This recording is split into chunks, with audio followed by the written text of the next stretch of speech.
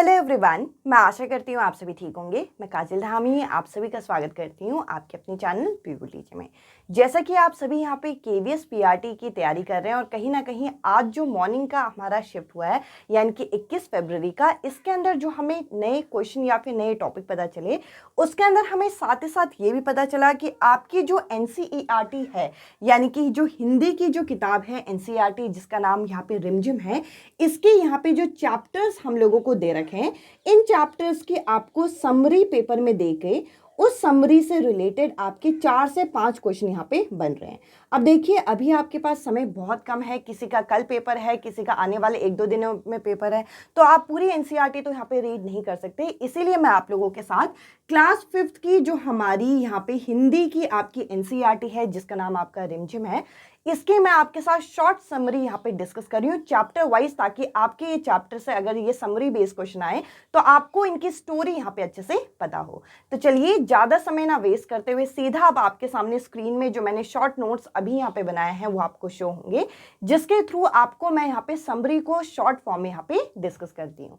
तो चलिए आज का ये इंपॉर्टेंट सेशन हम शुरू करते हैं। अगर आप केवीएस की तैयारी कर रहे हैं पीआरटी की, चाहे आप किसी भी शिफ्ट में पेपर देने वाले हैं, इस वीडियो को आप स्किप मत करिएगा। ये वीडियो आप लोगों के लिए बहुत ज्यादा महत्वपूर्ण होने वाली है। तो चलिए आज का इंपॉर्टेंट सेशन हम शुरू करते हैं। अब मैं आप लोगों के साथ एक एक करके यहाँ पे जो हमारी रिमझिम की किताब में यानी कि क्लास 5th की जो एनसीईआरटी है हिंदी में, इसके अंदर जो चैप्टर्स की समरी है ये मैं आपके साथ डिस्कस कर रही हूँ, जो कि आपको मदद करेगी। इस वीडियो में मैं आपके साथ 10 से 12 यहाँ पे चैप्टर डिस्कस करने वाली हूँ, ताकि आपका कम समय में आपका ज़्यादा कंटेंट यहाँ पे डिलीवर हो सके। तो देखिए, पहला चैप्टर जो हमें यहाँ पे दे रखा है वो है राख की रस्सी।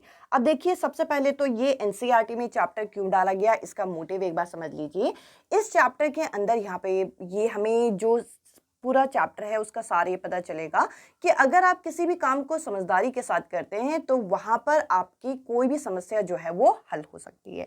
अब देखिए, इस चैप्टर की कहानी को समझाने के लिए यहाँ पे एक मशहूर मंत्री है जो कि है लोंगपोगार। अब देखिए, इनकी जो जिंदगी है वो काफी खुशी के साथ कट रही है और काफी ये हाजिर जवाबी है, यानी कि ये अपने जवाबों के लिए काफ़ी ज़्यादा मशहूर हैं और ये अपनी बुद्धि को बहुत अच्छे तरीके से प्रयोग करते हैं। बट इनके साथ क्या समस्या है, इनकी चिंता का क्या कारण है, इनका भोला बेटा।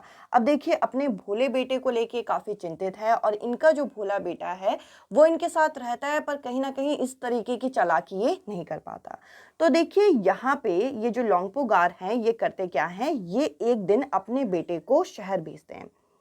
ये कहाँ भेजते हैं, शहर की तरफ भेजते हैं और उसको वहाँ पे क्या देते हैं, उसको 100 भेड़े देते हैं और 100 भेड़े देके उसे भेज देते हैं और उनसे कहते हैं कि तुम्हें इसे ना मारना है ना इन्हें बेचना है, पर इनको साथ में लेके आना है और साथ ही साथ 100 जौ के बोरे अपने साथ वापस लेके आने हैं। अब देखिए, जो राजा, ये जो मंत्री है, इसका जो बेटा है वो काफ़ी भोला है, तो परेशान हो जाता है। वो शहर की तरफ निकलता तो है, पर वो काफ़ी दुखी होके एक सड़क के किनारे जाके बैठ जाता है कि अब मैं क्या करूं, मैं इन भेड़ों को ना मार सकता हूं ना मैं बेच सकता हूं, साथ ही साथ इनके साथ साथ 100 जौ के बोरे भी लेके जाने, तो ये कैसे पॉसिबल है। तो ऐसे में क्या करता है, ये खड़ा होता है काफ़ी दुखी हालत में। तो अचानक ये इसके सामने एक लड़की आती है और वो लड़की इससे पूछती है कि क्यों तुम इतने दुखी हो, क्या चिंता का कारण है। तो वो लड़की को बताता है कि मुझे मेरे पिताजी ने ऐसा ऐसा बोला है और ये बोला है कि ये 100 जो भेड़े हैं इन्हें मारना नहीं है और साथ ही साथ यहाँ पे 100 जौ के बोरे लेके आने हैं। तो वो लड़की कहती है कि मैं तुम्हारी मदद करूंगी, और वो क्या करती है, वो जो भेड़ होते हैं, भेड़ों के वो जो बाल होते हैं उनको उतार के वो बाजार में बेच देती है और उनसे जो पैसे मिलते हैं उनसे वो 100 जौ के बोरे यहाँ पे खरीद के उसको दे देती है और भेड़ तो उसके पास होती है। तो जो लड़का होता है राजा का जो बेटा होता है, वो खुश होकर अपने पिताजी के पास जाता है और वो बताता है कि मैंने ऐसा ऐसा किया और मुझे ये बोरे यहाँ पे मिल गए। तो कहीं ना कहीं जो लोंगपोगार है वो यहाँ पे खुश नहीं होता, क्योंकि उसने भेड़ के बाल जो है वो एक तरीके से उतार दिए थे। तो दूसरे दिन लोंगपोगार क्या करता है, वो दोबारा शहर भेजता अपने बेटे को और 100 जौ के बोरे जो है वो लाने को बोलता है और कहता है कि इस बार तुम्हें जो भेड़ के बाल भी तुम्हें खाली नहीं करने और साथ ही साथ इनको तो वापस लाना ही है। तो देखिए यहाँ पे क्या है, यहाँ पे वो लड़का फिर से दुखी हो जाता है, पर उसको लगता है कि वो जो लड़की थी वो दोबारा मदद करने आएगी। वो लड़की दोबारा मदद करने आती है और भेड़ की इस बार वो सींग को काट कर वो बेच देती है। तो इस तरीके से फिर से उसका काम बन जाता है।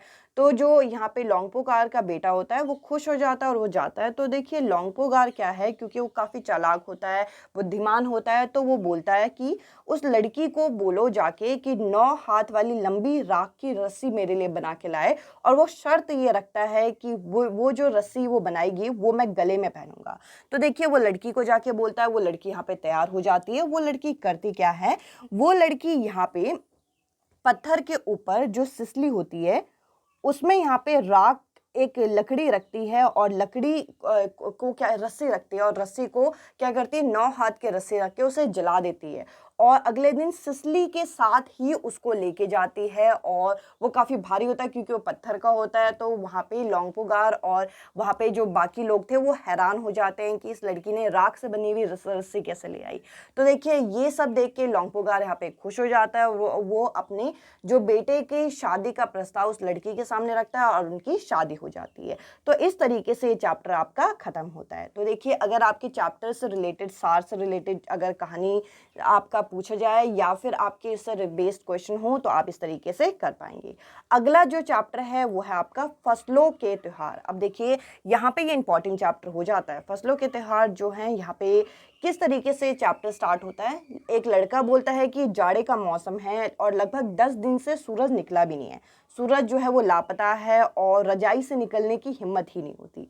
पर वो बताता है कि 14 जनवरी यानी कि आपका मकर संक्रांति जो है, यानी कि जिसे खिचड़ी के नाम से जानते हैं, ये दिन आ गया है, और जाड़े के बावजूद भी हम सब नहा धो के यहाँ पे एक कमरे में इकट्ठा हुए हैं, क्योंकि मकर संक्रांति में हमें क्या बोला जाता है कि हमें नहा धो के एक तरीके से एक हम त्योहार की फॉर्म में इसे मनाते हैं। अब देखिए यहाँ पे बता रखा है कि दादा और चाचा जो है वो सफ़ेद यहाँ पे माड़ की धोती और कुर्ता पहने हुए हैं, जबकि दादी जो है एक सफ़ेद खादी की साड़ी पहने हैं, और उनके सामने यहाँ पे क्या है कि केले के पत्ते रखे हुए हैं जिनमें आपके तिल हो गए, मिठाई हो गए यानी कि गुड़ हो गए, चावल हो गए, छोटे छोटे ढेर यहाँ पे रखे हुए हैं। तो देखिए यहाँ पे बोला क्या जाता है कि खिचड़ी त्योहार यानी कि जो मकर संक्रांति होता है उस दिन खिचड़ी ही खाई जाती है। इसमें यहाँ पे बताया गया है कि जो मेरी दीदिया है यानी कि दीदी है उसे ये पसंद नहीं है, बट इस दिन ये खाना पड़ेगा। तो इस चैप्टर में आपको इंपॉर्टेंट क्या जानना है, इस चैप्टर में हमें ये बता रखा है कि जनवरी के माह के मध्य में यहाँ पे क्या होता है कि हर प्रांत में फसलों से जुड़े कोई ना कोई त्योहार मनाए जाते हैं। जैसे कि उत्तर प्रदेश में, बिहार में, मध्य प्रदेश में मकर संक्रांति मनाई जाती है, असम में यहाँ पे बिहू फेस्टिवल मनाया जाता है, केरल में यहाँ पे ओणम मनाया जाता है, तमिलनाडु में यहाँ पे पोंगल का त्यौहार मनाया जाता है, पंजाब में लोहड़ी मनाई जाती है, इसके अलावा यहाँ पे झारखंड में सरहुल मनाया जाता है, और गुजरात में पतंग का पर्व होता है। और गुजरात में मकर संक्रांति जो होती है वो पतंगों के बिना अधूरी मानी जाती है। साथ ही साथ यहाँ पे बोल रखा है कि इन्हें जनवरी से लेकर, मतलब ये जितने भी मैंने त्यौहार बताए, इन्हें जनवरी से लेकर मध्य अप्रैल तक लगभग अलग अलग समय में मनाया जाता है अलग अलग राज्यों में। और यहाँ पे बता रखा है कि इस दिन साल के पेड़ की पूजा की जाती है। तो देखिए आपके यहाँ पे पैराग्राफिक फॉर्म में इन सब चीज़ों से रिलेटेड क्वेश्चन बन सकता है। और तमिलनाडु में फसलों से जुड़ा हुआ जो त्यौहार होता है उसे क्या बोलते हैं, पोंगल बोलते हैं। अब देखिए आज ही यहाँ पे फर्स्ट शिफ्ट का पेपर हुआ है, तो इतना टाइम था ही नहीं कि मैं आपके लिए ये सब चीज़ें टाइप करती। तो फटाफट जितना हो सका मैं ये आप लोगों के लिए शॉर्ट नोट्स बना के लेके आई हूँ ताकि एनसीईआरटी समराइज आपकी हो सके। देखिए यहाँ पे फसलों के त्यौहार तो यहाँ पे कंप्लीट होते हैं। फिर अगला जो आपका चैप्टर है वो है यहाँ पे एक कविता है जो कि है खिलौने वाला, और जिसको लिखा किसने है, सुभद्रा कुमारी चौहान द्वारा ये कविता लिखी गई है। और ये जो कविता है ये किस समय की है, जब यहाँ पे हमारे अंग्रेज जो हैं वो शासन कर रहे थे और अंग्रेजों ने हमें कहीं ना कहीं दबा के रखा था। तो देखिए इस चैप्टर के अंदर जो बच्चा है वो कहता है कि खिलौने वाला खिलौने तो लेके आया है, पर कहीं ना कहीं मुझे वो खिलौने नहीं चाहिए, मुझे तीर कमान चाहिए जिससे मैं दुष्टों का संहार कर सकूं, जैसे कि श्री राम जी ने किया था। तो यहाँ पे बताता है कि एक बच्चा जो है अपनी माँ से कहता है कि देखो फिर खिलौने वाला आया है, यहाँ पे पिंजरे में हरा तोता और 1 पैसे वाली गेंद, मोटर गाड़ी, गुड़िया, खिलौने आदि लाया, चाबी से चलने वाली रेलगाड़ी भी लेके आया है। अब देखिए आगे यहाँ पे क्या है कि आगे बच्चा बताता है कि वे जो खिलौने वाला है वे ज़ोर ज़ोर से आवाज़ लगा रहा है और मेरे पास भी 4 पैसे हैं। मैं बाकी बच्चों की तरह यहाँ पे तोते, मोटर गाड़ी और यहाँ पे बिल्ली ये सब चीज़ें नहीं लूँगा। मुझे क्या लेना है, यहाँ पे तीर कमान लेना है या तलवार लेना है, जैसे कि श्री राम जी ने यहाँ पे वध किया था यहाँ पे ताड़का का। और ताड़का जो है शब्द यहाँ पे जो ब्रिटिशर्स हैं जो हम पे राज कर रहे हैं इसके लिए यहाँ पे किया गया है इस पोयम के अंदर। आई होप ये शॉर्ट और बहुत प्यारी सी पोयम आपको क्लियर हुई होगी। इसके अलावा देखिए अगला जो चैप्टर यहाँ पे है वो है आपका नन्हा फनकार।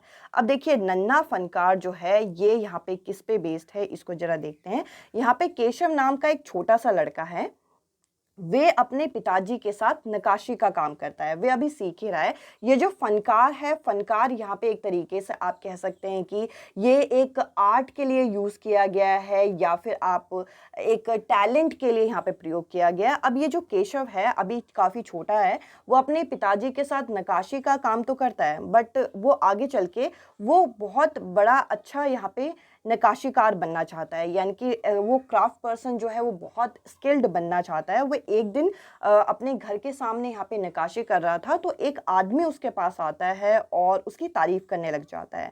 तो देखिए उसे बाद में पता चलता है कि वो बादशाह अकबर थे और जब बादशाह अकबर से उसकी बात चल रही होती है तो उनके जो दरबारी होते हैं, उनके जो वहाँ पे सिपाही होते हैं, उनको लगता है कि वो उसे परेशान कर रहा है तो वो डांटने आ जाते हैं।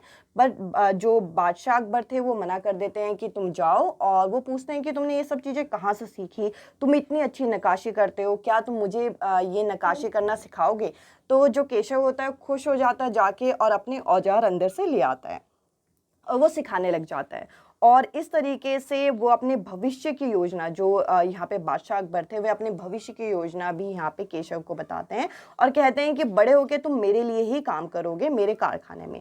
तो इस तरीके से यहाँ पे ये चैप्टर चलता है। रात को जब केशव अपने पिताजी के साथ सो रहा होता है तो केशव के पिताजी बोलते हैं कि तुम तो भाई अभी से ही प्रसिद्ध हो गए। इन्हीं सभी बातचीत के बीच में केशव अपने पिताजी से पूछता है कि बादशाह ने सिकरी में ही यहाँ पे शहर जो है क्यों बनाया, इसका क्या कारण था। तो उनके पिताजी ने बताया कि बादशाह के पहले उनकी कोई संतान नहीं थी और सिकरी में ही यहाँ पे वो एक तरीके से बसे हुए थे, तो यहाँ पे उन्होंने अपना जो शहर है वो यहाँ पे बसा दिया था। तो इसी तरीके से उनकी बातचीत होती है और बातचीत होते होते यहाँ पे केशव सो जाता है और ये चैप्टर यहाँ पे अंत हो जाता है। अब देखिए इसके अलावा यहाँ पे अगला चैप्टर है जहाँ चाहा वहाँ रहा, और ये चीज़ सबके लिए लागू भी होती है। जो चीज़ आप चाहते हो दिल से और जिस चीज़ के लिए आप दिल से मेहनत करते हो वो चीज़ आपको मिल जाती है। तो देखिए इसमें ईला जो है यहाँ पे 26 साल की एक अपाहिज लड़की की यहाँ पे कहानी बता रखी है जो कि गुजरात सूरत जिले में यहाँ पे रहती है। अब देखिए उसका जो बचपन है यहाँ पे अमरेली ज़िले में यहाँ पे बीता था, जो कि उसके नाना नानी वहाँ पे रहते थे। जब वो छोटी थी तो वो अपने घर के बाहर शाम के समय में बच्चों को खेलते हुए देखती थी और वो चाहती थी कि वो भी उनके साथ खेले, पर उसके हाथों में इतनी जान नहीं थी, इतनी ताकत नहीं थी कि वो उनके साथ खेल सकती थी। तो देखिए ऐसे में भी उसने हार नहीं मानी और उसने कुछ करने की ठानी और वो सब कुछ अपने पैरों की मदद से करती थी, क्योंकि देखिए उसके हाथों में उतनी जान नहीं थी तो वो अपने पैरों से ही खाना बनाना, सफाई करना, कपड़े धोना जैसे ऐसे कार्य को करती थी। अब देखिए अगर हम उसकी पढ़ाई की बात करें तो लेकिन उसको अपनी पढ़ाई जो है वो अधिक पढ़ाई नहीं कर पाई, और देखिए क्योंकि कहीं ना कहीं उसको ये जो अपाहिज के लिए जो सुविधाएं दी जाती है सरकार द्वारा उसे इसके बारे में भी कोई ज्ञात नहीं था, ना उसको ज्ञात था ना उसके परिवार में ज़्यादा लोगों को पता था। तो देखिए उसकी माँ और दादी जो थी वो कटाई का काम करती थी, तो ईला ने भी उनको देख के इस काम को सीखा और इस काम में उसने महारत हासिल की। तो इसी वजह से इस चैप्टर का नाम रखा है जहाँ चाहा वहाँ रहा। आई होप ये जो शॉर्ट समरी मैं चैप्टर्स के आपके साथ डिस्कस कर रही हूँ ये आपको पसंद भी आ रही होगी और समझ में भी आ रहा होगा। अब देखिए यहाँ पार्ट है पार्ट 6, ये है चिट्ठी का सफ़र। अब देखिए यहाँ पे पत्र के बारे में यहाँ पे हमें पता चलेगा। अगर हम ये देखें तो आज के समय में तो सारी चीज़ें आपकी इलेक्ट्रॉनिक हो गई हैं, बट पहले के समय में क्या था कि पहले के समय में पत्र हमारे जीवन में एक खास स्थान रखते थे और कहीं ना कहीं एक दूसरे को संदेश भेजने में बहुत ज़्यादा मदद करते थे। और किसी भी चिट्ठी को अगर आप चाहते हो कि सही स्थान पे पहुँचे तो उसमें घर के नंबर के बाद गली मोहल्ले का नंबर, फिर गांव कस्बे की खास यहाँ पे हिस्से के बारे में, गांव तथा शहर का नाम वहाँ पे लिखा जाता था। और इस तरीके से पिन कोड भी यहाँ पे लिखा जाता था चिट्ठी के बाहर, जिसके द्वारा उसे सही स्थान पे पहुंचाया जा सकता था। अब देखिए इस चैप्टर में यहाँ पे चिट्ठी के बारे में बता रखा है और यहाँ पे बता रखा है कि इसकी शुरुआत कब हुई, 15 अगस्त 1972 को। और इस चैप्टर में यहाँ पे हम लोगों को पहले के समय में जो कबूतर का इस्तेमाल किया जाता था उसके बारे में भी यहाँ पे हमें बता रखा है कि पहले के समय में जो राजा महाराजा के समय में दूसरों को संदेश भेजने के लिए कबूतर का प्रयोग किया जाता था। तो देखिए ये चैप्टर हमें कम्युनिकेशन के बारे में बताता है, संचार किस तरीके से होते हैं। इसके अलावा देखिए अगला जो चैप्टर है डाकिया की कहानी, यहाँ पे कंवर सिंह की जुबानी। अब देखिए डाकिया जो हैं, जो डाक वगैरह बांटते हैं, उनकी कहानी होती है और कहीं ना कहीं यहाँ पे कंवर सिंह की जुबानी क्यों बोला गया, क्योंकि इन्हें बेस्ट पोस्टमैन का अवार्ड दिया गया था सरकार द्वारा। और इसका कारण क्या था इस चैप्टर में हमें वो भी बता रखा है। अब देखिए यहाँ पे हमें बता रखा है कि जो कंवर सिंह है ये आपके शिमला जिले के नेवरा गांव में के निवासी हैं और इनके 4 बच्चे हैं, जिनमें से 3 लड़कियां हैं, 1 लड़का है। 3 लड़कियों की शादी हो गई है और जो लड़का है वो 10वीं कक्षा में है।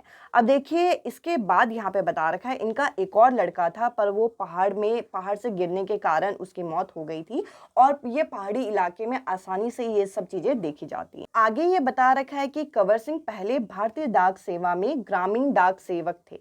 अब देखिए अब वो यहाँ पे पेकर का काम करते हैं, पर यहाँ पे इस चैप्टर में इनकी एक घटना के बारे में बता रखा है। जब वो यहाँ पर ग्रामीण डाक सेवक थे तो देखिए यहाँ पे उनके साथ एक घटना हुई थी। घटना कुछ इस प्रकार बताई गई है कि 22 जनवरी को 1998 के रात में जब वो यहाँ पे अपनी डाक सेवा कर रहे थे तो रात को 10:30 बजे के आसपास कुछ लोगों ने उनके सर पे मारा और सर पे काफ़ी चोट आने के कारण वो बेहोश हो गए थे।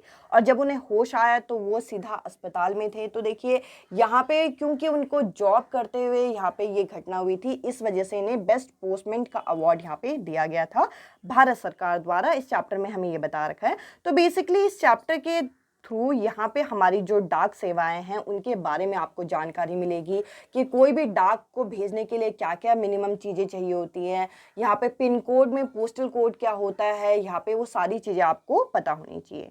अब देखिए इसके अलावा अगला चैप्टर क्या है, वे दिन भी क्या दिन थे। अब देखिए ये चैप्टर यहाँ पे भविष्य के बारे में, फ्यूचर से रिलेटेड एक इमेजिनेटिव चैप्टर यहाँ पे बता रखा है।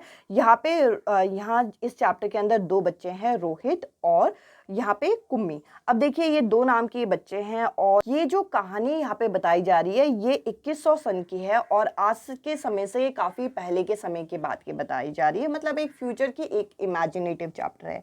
और उस समय उन्हें एक किताब मिली जिसमें यहाँ पे उसको पढ़ने के बाद उन्हें बहुत अजीब लगा। क्यों? क्योंकि उस समय क्या था, उस युग में यानी कि आज से जब हम फ्यूचर की बात कर रहे हैं तो फ्यूचर में यहाँ पे मशीनी किताबें हैं और यहाँ पे टीचर्स भी क्या हैं, वो भी मशीन हैं और हर चीज़ यहाँ पे मशीन से होती है। और जो बच्चों को एक किताब मिली उस किताब के अंदर यहाँ पे स्कूल का जिक्र किया गया था और ये बताया गया था कि यहाँ पे स्त्री पुरुष यानी कि जो टीचर्स हैं वो यहाँ पे पढ़ाते हैं, यहाँ पे एक प्रॉपर स्कूल होता है, यहाँ पे डेस्क वगैरह होते हैं, वहाँ बच्चे एक फॉर्मल यूनिफॉर्म पहन के जाते हैं। कुछ घंटों के आपका स्कूल हार्स होता है, जैसे कि 8 बजे से लेकर 2 बजे। पूरे स्कूल के बारे में यहाँ पे बताया गया था। तो वो चैप्टर को पढ़ते हैं यानी कि वो किताब को पढ़ते हैं और उन बच्चों को थोड़ा अजीब लगता है, वो चीज़ें जानना भी चाहते हैं। तो देखिए यहाँ पे इस चैप्टर में यहाँ पे एक व्यू आपको दे रखा है कि फ्यूचर में ऐसा हो सकता है कि यहाँ पे सारी चीज़ें मशीन से हो जाएं। तो देखिए यहाँ पे चैप्टर का नाम ये क्यों रखा गया, वे दिन भी क्या दिन थे। यानी कि जो आज का समय है, जो किताबों का समय है, ये बहुत प्रीसियस समय है और ये समय वापस नहीं आएगा।